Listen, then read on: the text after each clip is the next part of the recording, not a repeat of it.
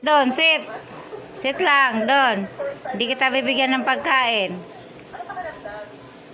O ano yan tali mo? Anong ginawa mo na sa tali mo? May balak ka na namang tumakas ha? At di kinuha mo na yung tali mo. Natakasan ako nito eh.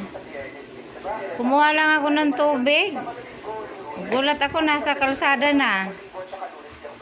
Ikaw ha, marunong ko nung tumakas. Sit lang dyan.